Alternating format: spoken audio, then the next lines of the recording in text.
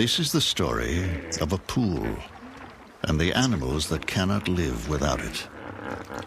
It's a place where hippos and crocodiles survive in mysterious harmony. A crowded pool where predator and prey are drawn together and where strange things happen that have rarely been seen before.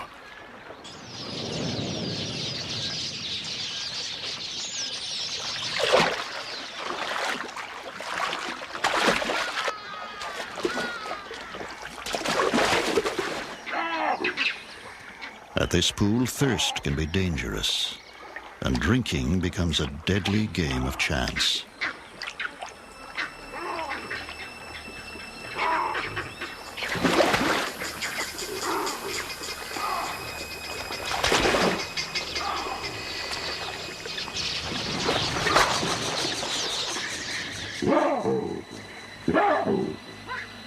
When the pool shrinks in an unrelenting drought, there is a desperate fight for life.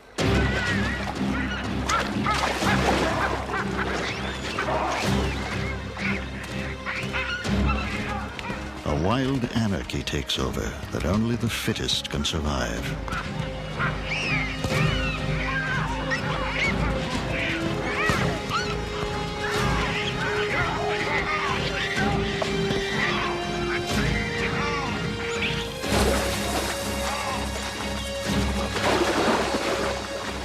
Here, in strange communion, hippos attend the last feast of the crocodiles.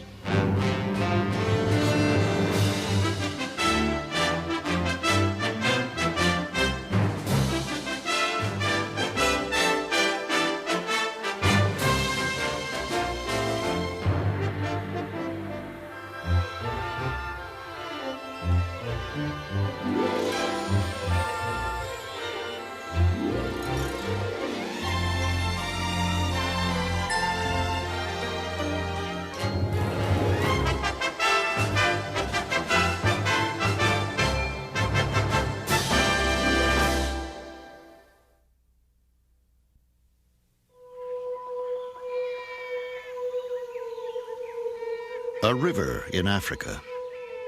It's known as the Luvuvu, or Hippo River. And where land and river meet, there exists a rich concentration of animals.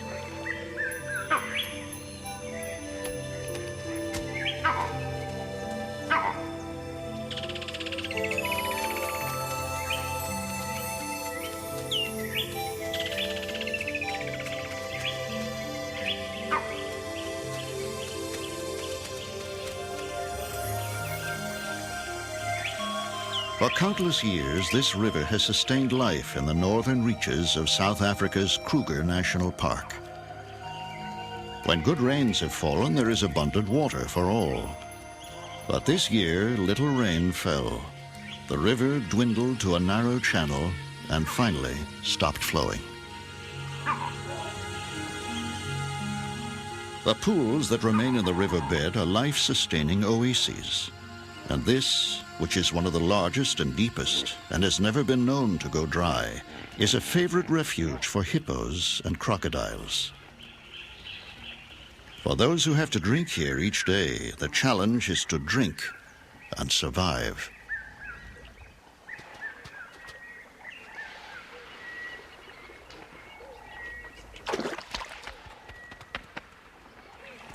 With over 60 crocodiles congregated here, caution becomes the first rule.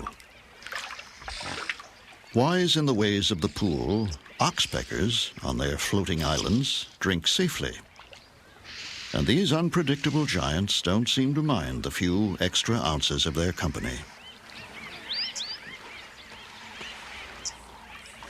But more extraordinary is this young crocodile, the smallest in the pool, who's become a regular passenger and is possibly safer basking on the surprisingly tolerant hippos than with its own kind.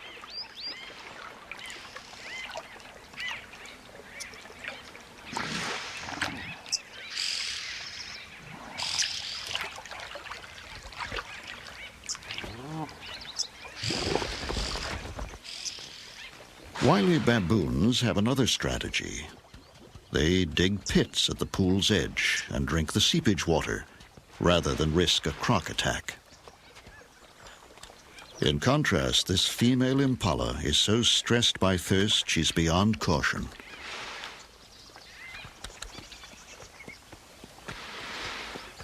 Dazed and distracted, she finally drinks in the worst possible place.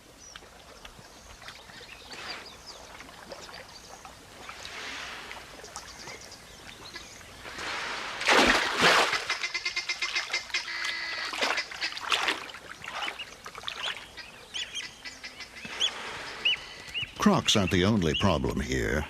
These impala have run afoul of a white-crowned plover, whose eggs are in a depression in the sand.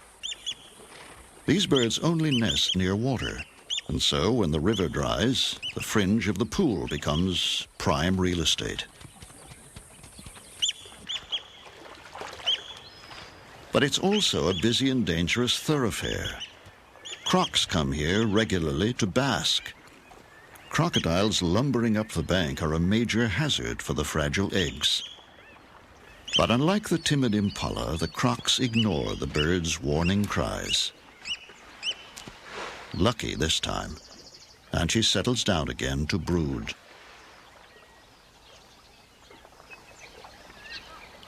Hippos spend their nights grazing, often far from the pool, and by day they too like to lie in the warm sun. A large, wet snout, applied with surprising gentleness, seems all that's needed to clear some space on the crowded beach.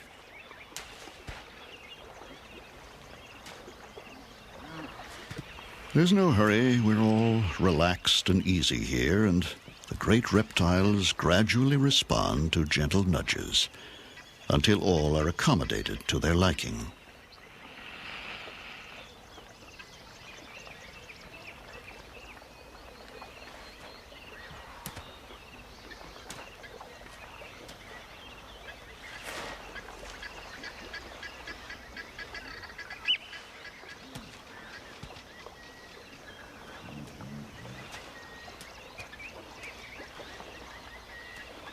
Another close call for the plovers as the crocodile returns to the pool.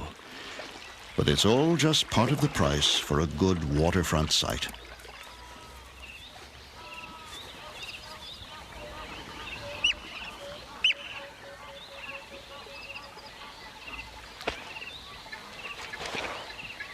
Hippos are a nuisance for the plovers. They don't leave much space between them.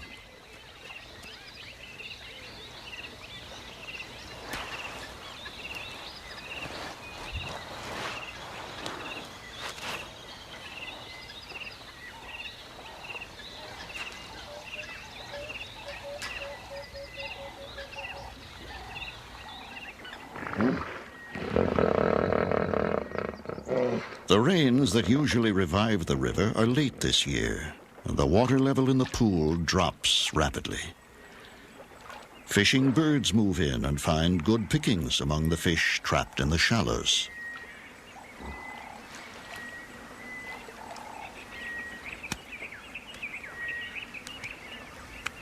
The yellow-billed stork's juggling act is no game, but a way to tire the fish into relaxing its sharp, erected spines.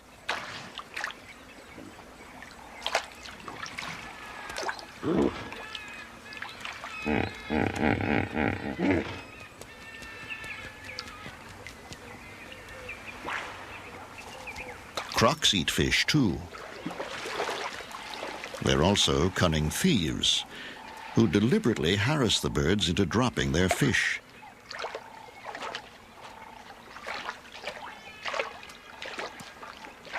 The herons must wet their catch before they can swallow it, and the crocs watch closely, waiting to move in and panic the bird at just the right moment.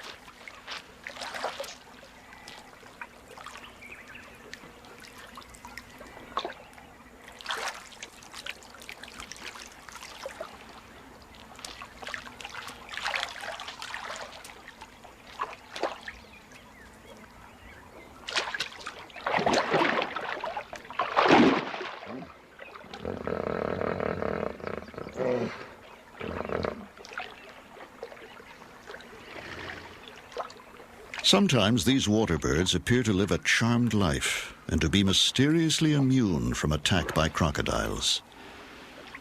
But bird and reptile understand each other well, and the crocs seem to know these birds are just too alert to be easily caught.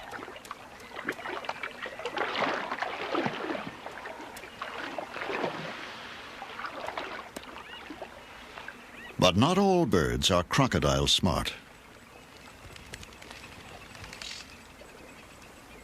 Green pigeons don't often drink. Usually they get enough moisture from the fruits they eat. But in the heat of this dry year, the birds are forced to come to water, and they're innocent of any danger.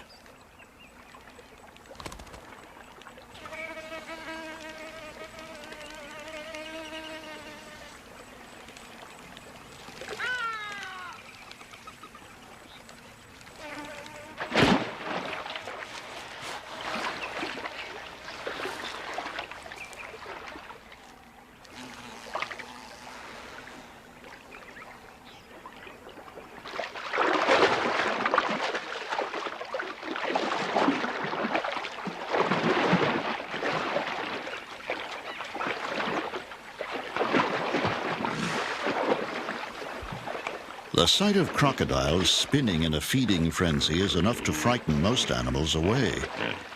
But as the crocs tear apart an Inyala bull, something amazing happens.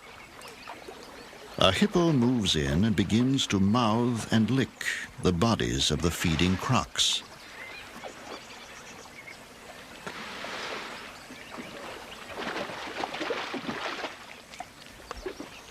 Hippos are strictly vegetarian. She hasn't come for a share of the spoils. Why she intrudes in this way is a mystery.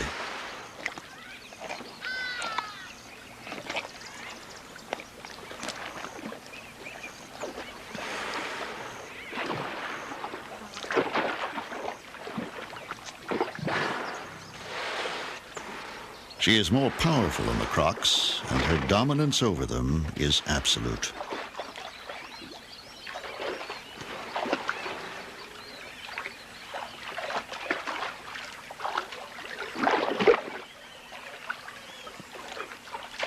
She prods and licks the face of the biggest croc in the pool, even as it struggles to swallow the skull of the antelope.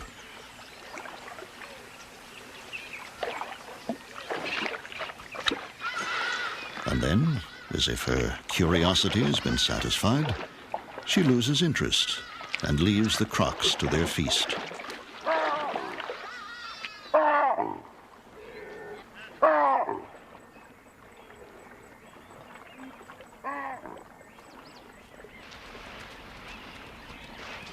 Elephants don't have to worry about crocodiles when they drink, but they still prefer the cleaner water in the pits and vigorously dig them out.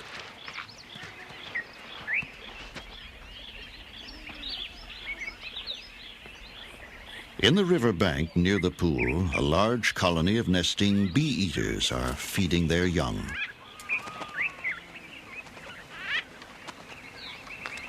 They must forage continually in the hot sun to satisfy their needs. To cool off, every afternoon they fly over the pool and dive for their drinks.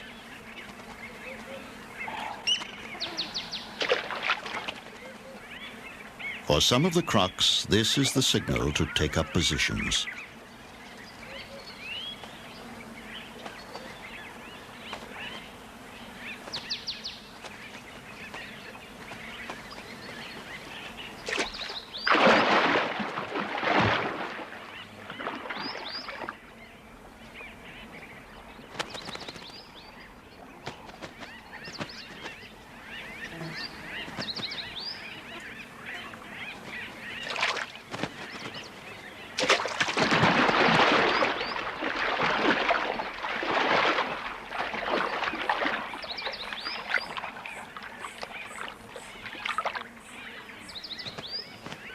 The odds are heavily in favor of the bee-eaters, and most survive the croc strikes.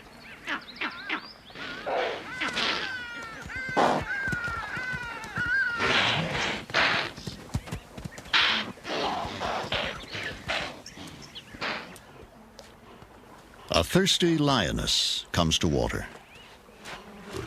She tries a pit, but finds it full of bees.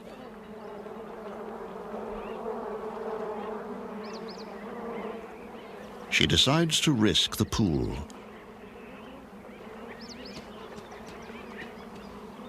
In heat like this, the bees need water too. Lions can go without water for a long time, but this one is a nursing mother. She must drink.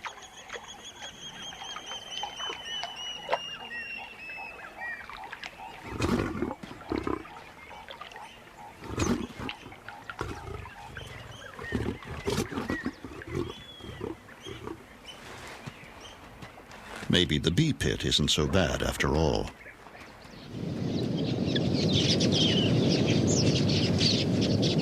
Large flocks of quilias are in the area, searching for seed and grain. As they stop by the pool to drink, their busy fluttering at the water's edge inspires the crocodiles with a keen and almost sporting enthusiasm.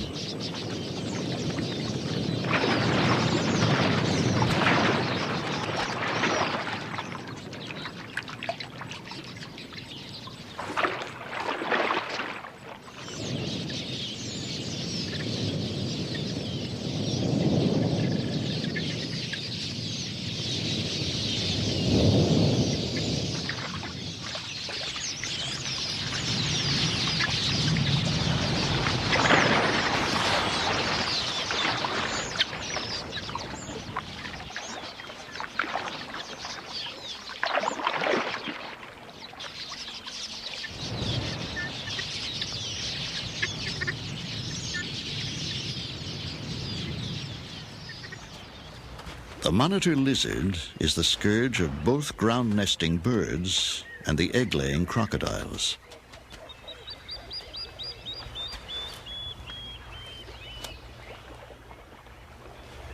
It's a voracious predator, particularly partial to eggs. And the feisty plover immediately declares war.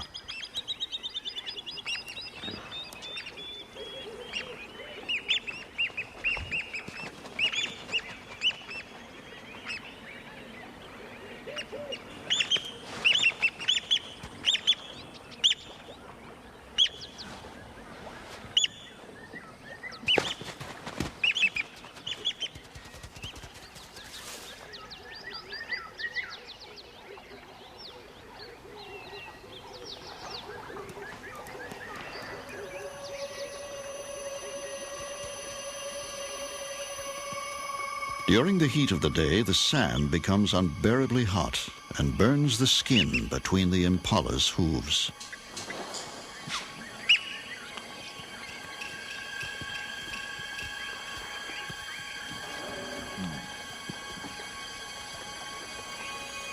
For the plovers on their nest, this is when easy access to water pays off. The bird is soaking its breast feathers until they are weighted with water. It then hurries up the scorching sand to relieve its mate.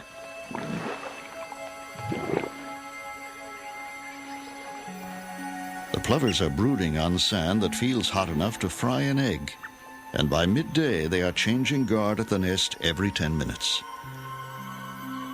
Without the constant protection of their cool, wet feathers, the eggs could not survive the heat. The sand is so hot, it's a wonder she doesn't fly down.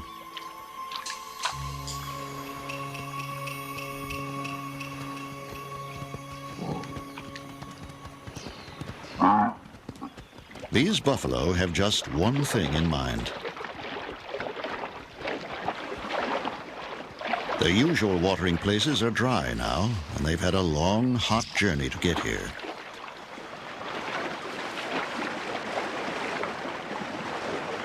One of the calves strikes out on its own and is soon in dangerous company. But these aren't the biggest crocs in the pool, and the lucky calf quickly returns to the herd.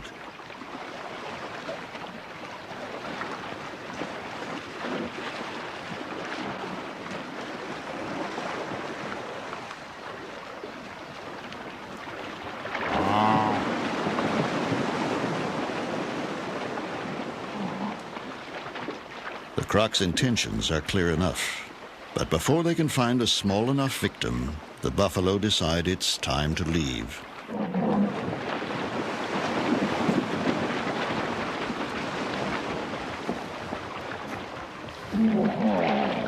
An irritated hippo helps them on their way.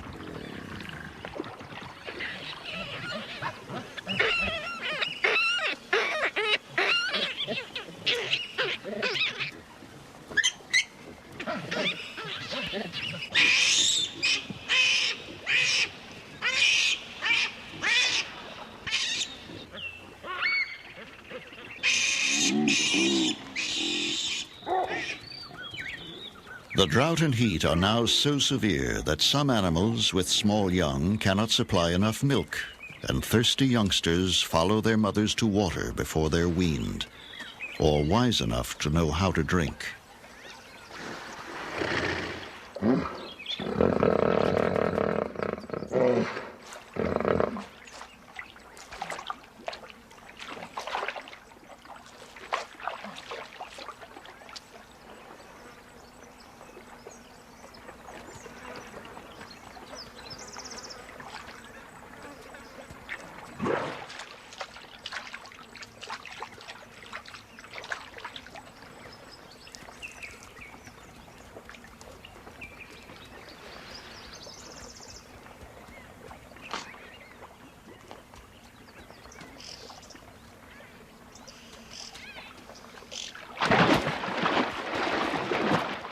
In an instant, both Croc and Fawn vanish into the pool, leaving behind a bewildered mother.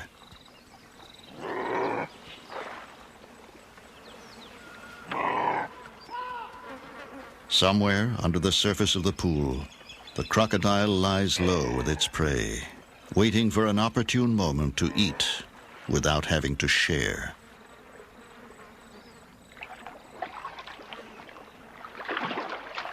The most carefree creature in the pool is this baby hippo. She frolics around her mother in that special state that belongs to all young things.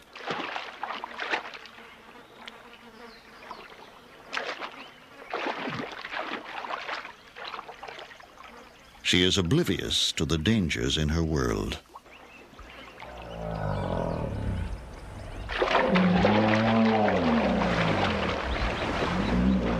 The pool is steadily shrinking and is already too small for so many animals.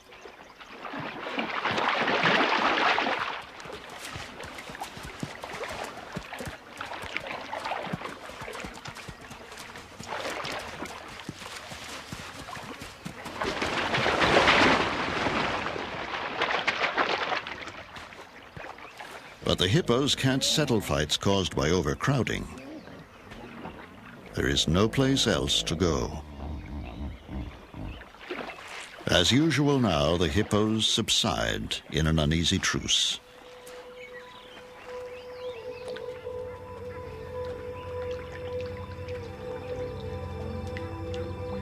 Subdued by the day's heat and temporarily at peace, the baboons relax around the pool.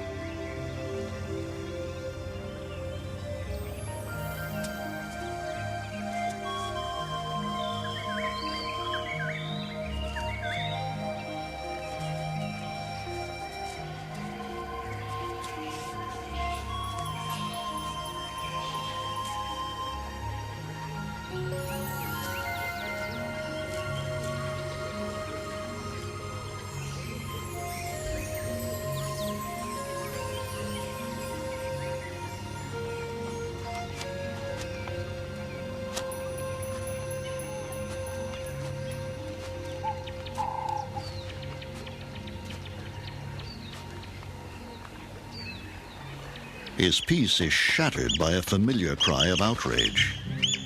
He's innocent, but he's too close to the nest, and the plover has a good eye for trouble. and young male baboons are especially targeted.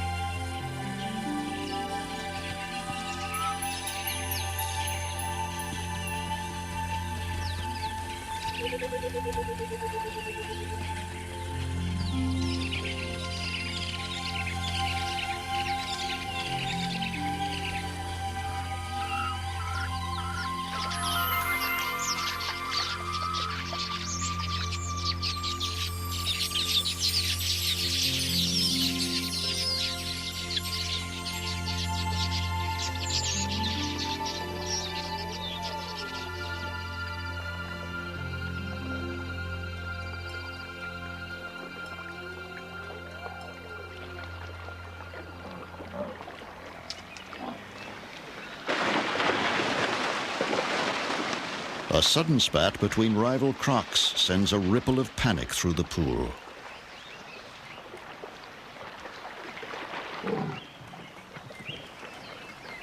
It's small wonder that the plovers are having trouble.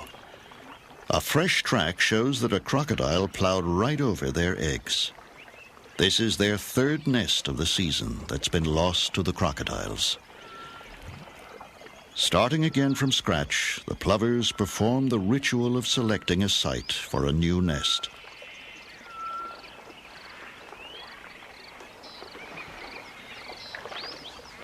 The baby hippo is exploring her world. The restraint of the crocodile seems out of character. But with 2 tons of devoted mother nearby, she's free to treat crocodiles with the same bold familiarity as the adult hippos do.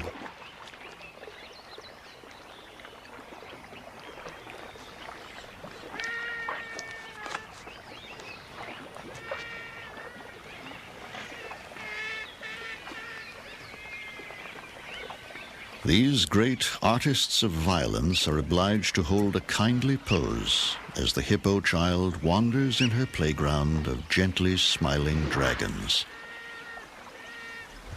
and slobbers on their tails.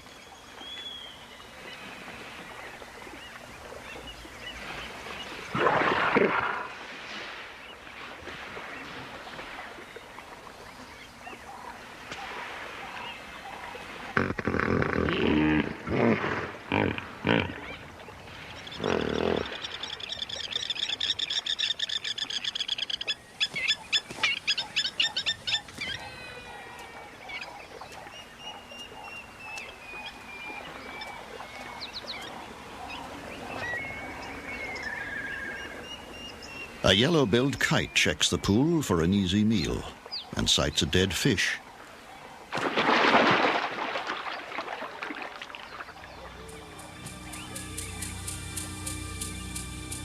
The surrounding land is parched and bare, and each night the hippos must trek for miles to find grazing. Other animals wander in the riverbed in search of the few remaining pools.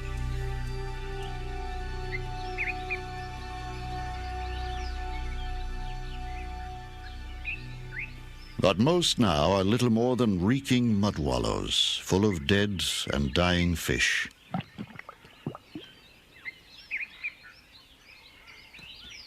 Even so, the impala would drink here, but the pool is dominated by a single croc, the last of a group of more than 40 that were here a month ago. The monkeys won't risk it and drink instead in deep footprints. The fawn's attempt to drink is a small disaster. Now it's covered with stinking mud.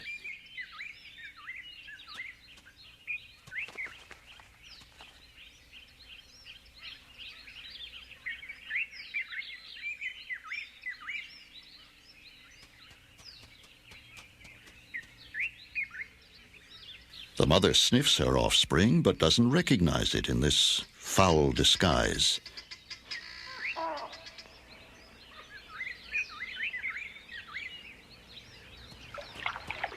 The crocodile that has held back the drinkers suddenly leaves. Perhaps there is no future for it in this tiny pool.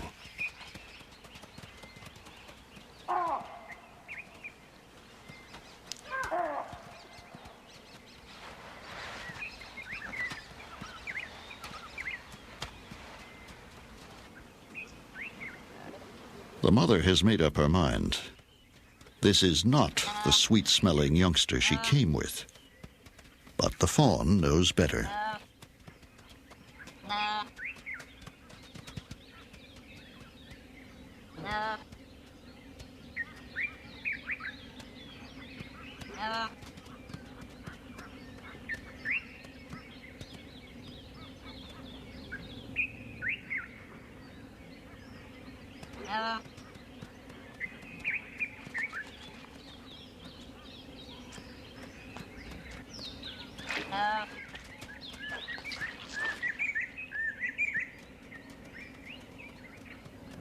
The little impala is persistent. Soon the mud will wear off, and the mother will again accept her.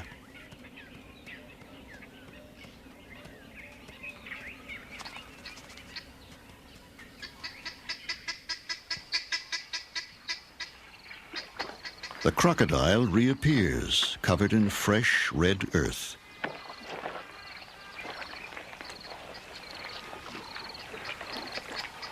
She thrusts her head into the mud and swings it from side to side.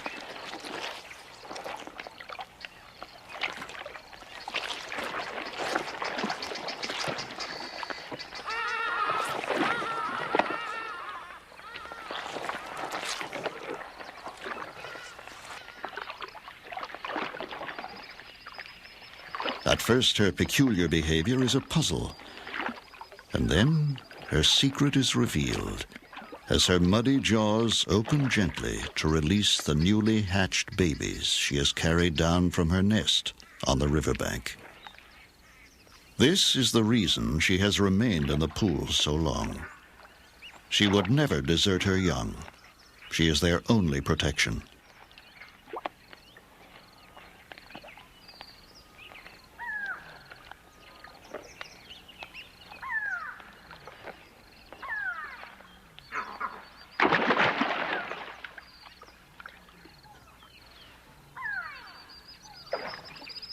But between predators and the thick mud, there is no chance for the little crocs.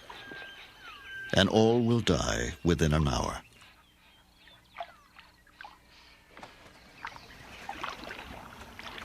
Back in the big pool, crocodiles writhe and heave over another carcass. And once again, hippos are amidst the frenzy. There's nothing for them to eat, yet something attracts them here.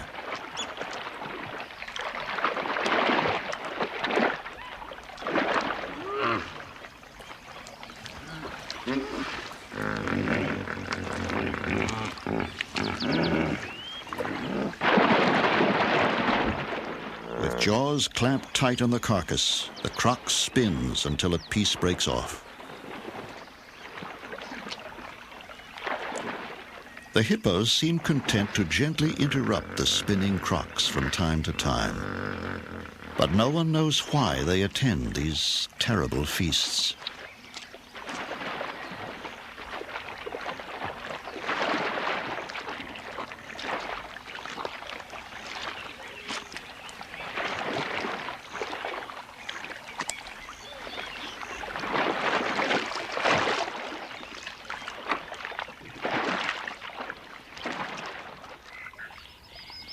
For 9 months, little rain has fallen, and the animals risk death for water.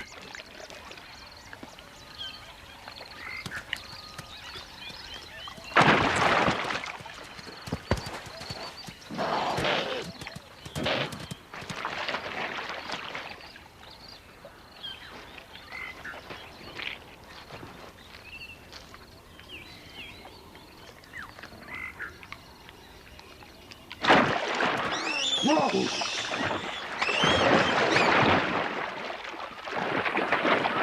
hippo's calm is disturbed by the violent arrival of the croc's latest victim. For this one, there will be no lucky escape.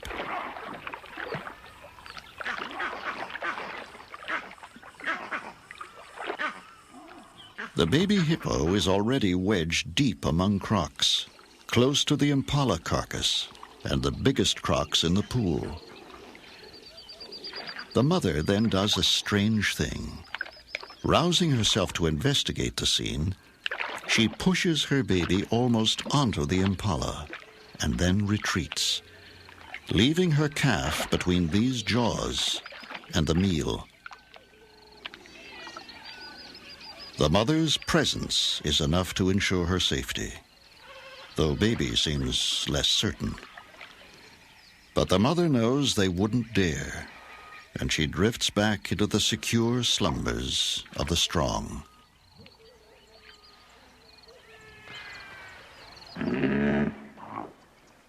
The pool has become so dangerous that most animals prefer to drink from the pits.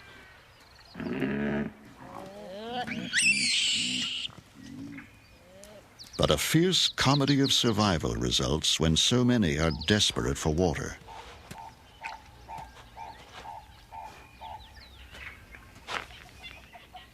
Large male baboons commandeer the pits and drink every mouthful of water that seeps in.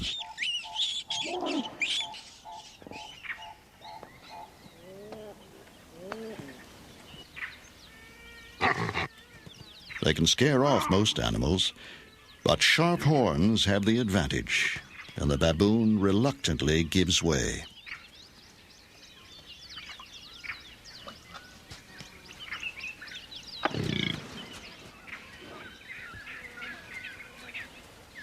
Competition at the pits is so fierce that those that can't cope with a big baboon have to take their chances at the pool. A nursing mother must have water, but she takes a terrible risk to get it.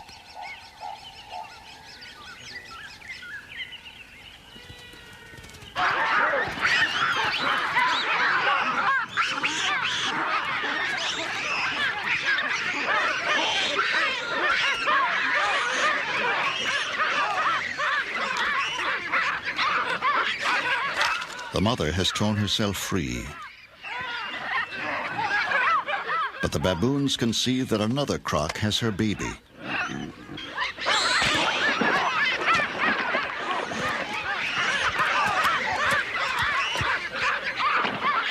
The croc will lose its prize to the others unless it leaves the pool.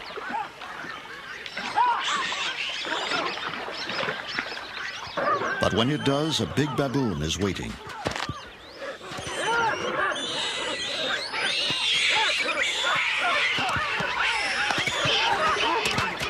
The croc drops the baby, but the brave rescue is too late.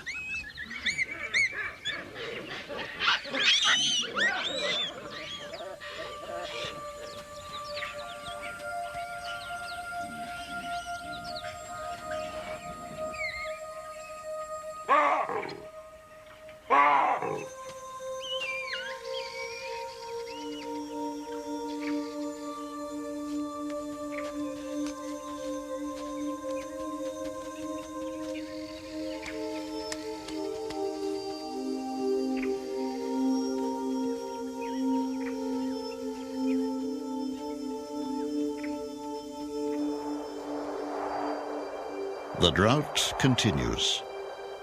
It has become the worst in living memory.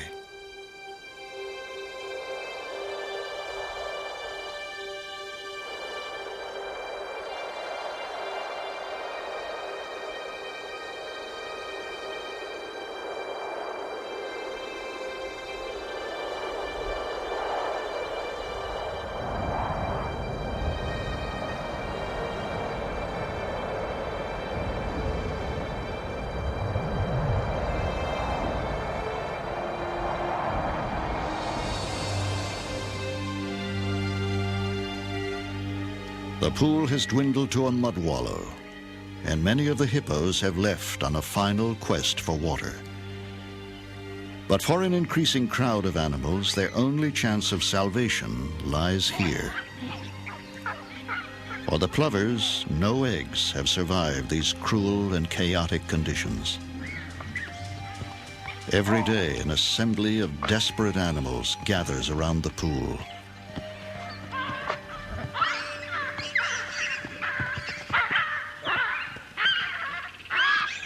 These baboons, who are seldom peaceable, reach new levels of aggression among themselves. Even mothers with small babies do not escape the brutal bullying.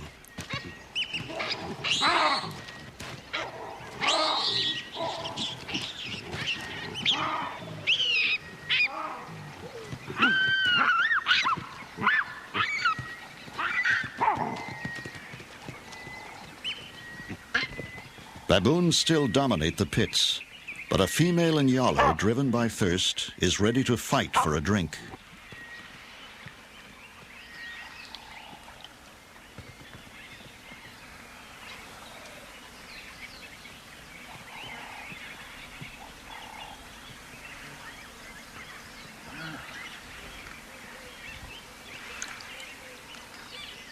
Each day now, a few baboons appear with blood on their hands. Their victims are impala fawns. Some are orphans of the drought, others only temporarily lost and alone. Trusting and totally defenseless, they are easy prey for a strong male baboon.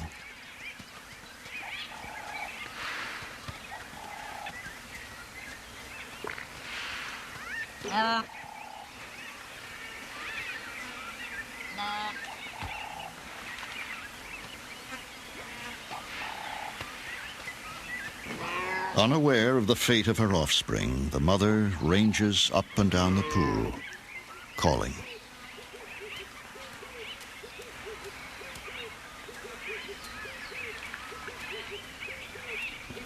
A hungry warthog roots around for choice pieces of rotting catfish, while a kudu, heedless of the crocs, drinks the mud.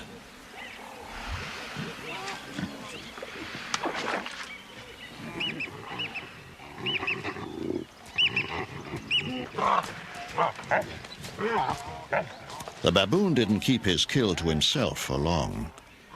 Yet the contest seems to be as much about male dominance as ownership of a carcass.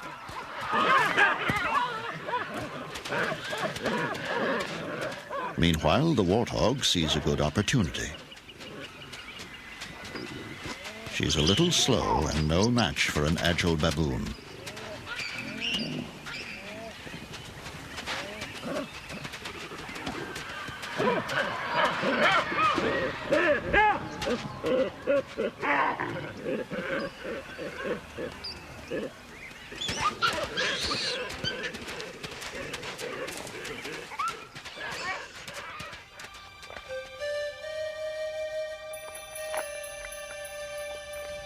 As their pool dies around them, the hippos and crocs lie marooned in the mud like creatures made of clay, half-formed and waiting for their creator to complete them.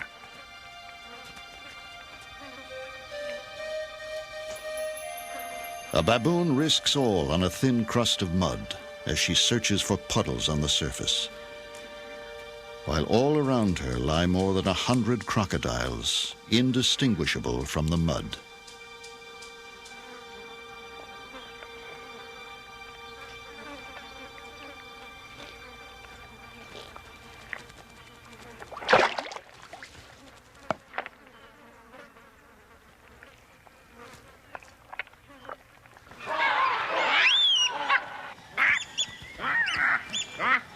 The mother is brave, but the life and death struggle is between these two. If baboons have nightmares, this is surely one of them.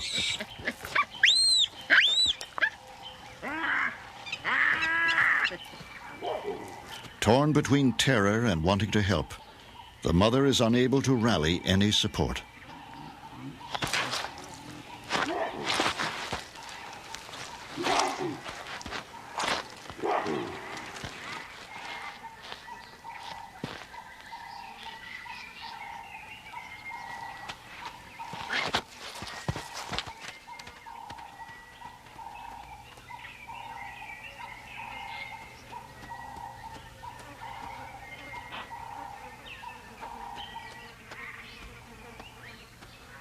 She has escaped with muddy legs, a sore face, and possibly a haunting memory.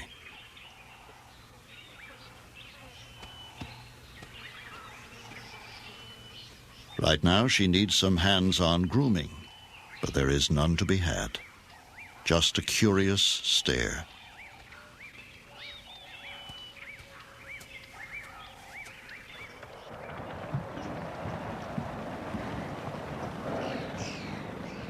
When everything seems to have reached the end of endurance, the sky fills with clouds, and relief seems at hand.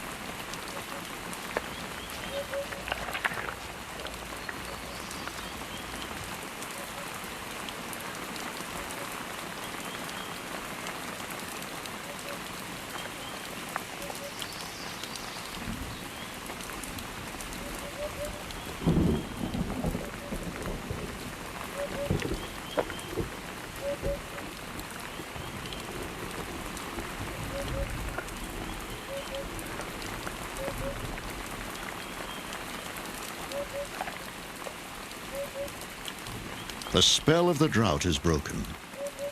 The crocs return to life and begin immediately to devour the ripe remains of some old feast that was locked in the mud.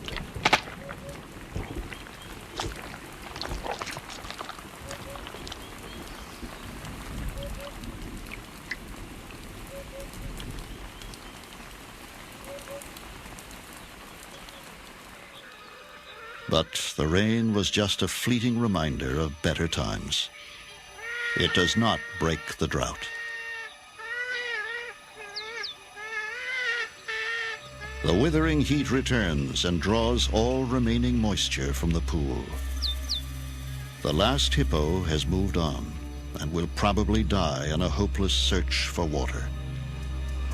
Only one old crocodile is left. He was the largest, the dominant croc. He shows no signs of leaving. He remains in his empty pool like a stranded nightmare.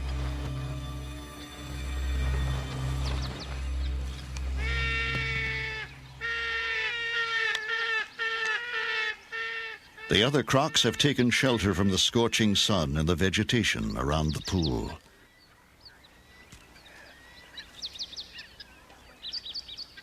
They lie motionless in the shade, surviving on their last reserves.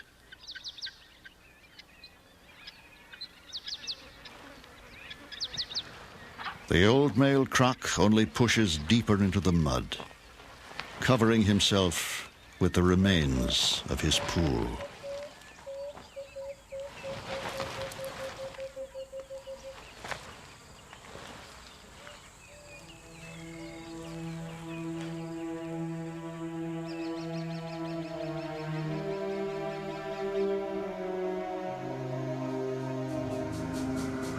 Six weeks later, in the center of the pool, at the place where the water was deepest, lies the skeleton of the big male croc, dominant to the end.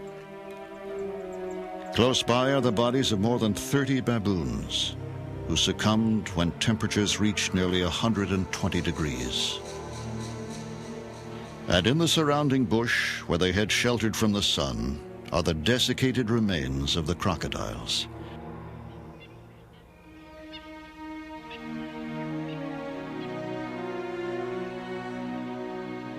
But there are survivors.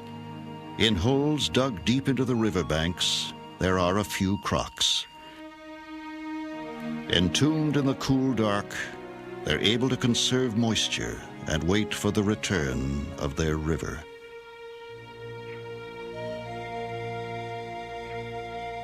For someday, beyond the distant hills, where the weather is made, it will rain again.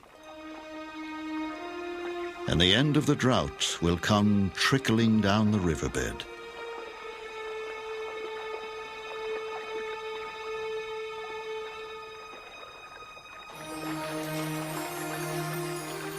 No wild calls will welcome this sight. But as the river surges and flows deep enough to swim in, who is to say that the crocodiles won't rejoice and the birds won't revel in that first flooding? In nature, there are few happy endings. Instead, there is a continuing. When the river returns, survivors will replenish its banks, and the great cycle of life and renewal will begin again.